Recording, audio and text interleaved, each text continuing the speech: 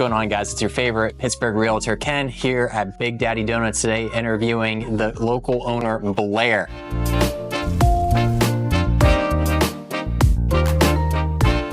Daddy Donuts, how long you been in operation for at this point? 17 years. 17 years. What started Big Daddy Donuts? What started? It's like, hey, I need to go make my own. I used to work for Mr. Donut back in the early 80s, and I always wanted to open my own, and I tried before, and I ran out of funds when I was younger, and then I started buying stuff for here, and I took part of my building and divided this off, and here I am today, still making donuts, you know. So this is version 2 of Big Daddy Donuts then?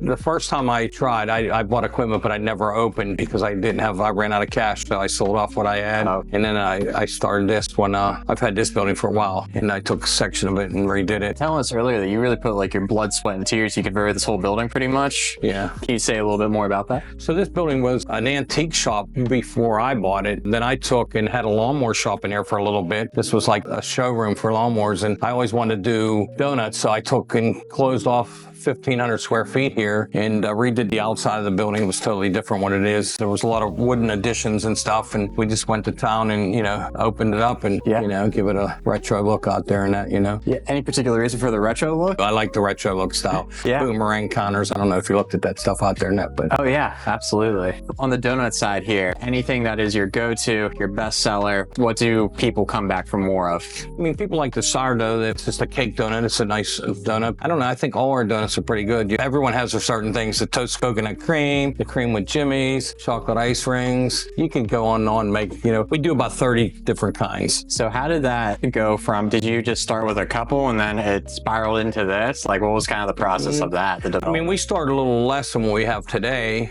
but we just kept making more different kinds and stuff out of it. Is there anything that you no longer make that you're like, hey, it was just got to be a little bit too much? No, I don't think. So you just keep adding. That's great. Yeah. Sometimes I made donuts here that I didn't even realize that I made. I'm like, man, did you try that donut? Because like I'll do a cream-filled donut with powdered on it, but then I'll take the eclair and slice it open, put cream in it and powder. I'm like, man, that's delicious. We should make it.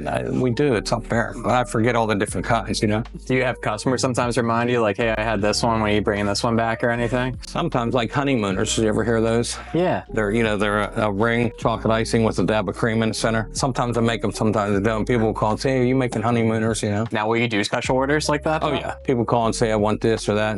And you do a lot of you deliver as well. Yes. Correct? Yes. You're found in a bunch of other local areas as well. It's not just you can only get Big Daddy Donuts here. Right. There's different convenience stores and that we deliver to. And if people have a function going on, they want donuts, we'll make them for it, you know? So you really fuel the community with donuts here. We try. A lot. We try. Anything that you see the future of this place going to? Or is it just same old? Not that that's a bad thing. No, I mean, I have some other ideas. I just got to see how it pans out. I got you. You know? So can you tell me about some of the equipment that you were using here today? This table sitting right here, I used it in 1983. This table. 1983. Mr. Donut, that's where this came from. So how did you get it off of Mr. Donut? The guy that I used to work for became into Donut Connection, and he had closed one of the stores, and he asked me, he knew I was open and wanted to buy some stuff. That fryer came from Mr. Donut. This mixer come out of a church. This sheeter come out of another Mr. Donut. Those ovens come from Fountain. I could tell you where I bought everything. Fountain Products. I guess the son owns Pasta too. Yeah. And the dad owns Fountain Products. He sells equipment. That proofer was a brand new item. I had to buy it. That was big money. So you really took what you knew and then applied it directly to this. Try to find it where I could. I could tell you probably every piece of equipment in here where I got it. You know, but this table though, I used in 1983. That's crazy. Yep. So did you ever have to like refinish it or No. It's exactly how it was? That's insane. I did not know that. Yep. And then you're a pretty small operation. It's just you and a few others, right? Yeah. So you really keep your hands on quite literally for every donut that's made out of Try here. the best I can. If I don't like how it looks, it's not going out. Serious.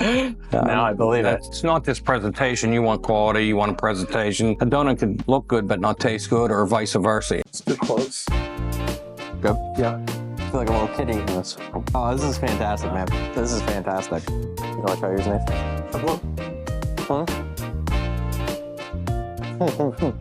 Thank you guys so much for watching. Feel free to stop downtown or his location in Crafton and tell him that Ken sent you. Until next time, guys.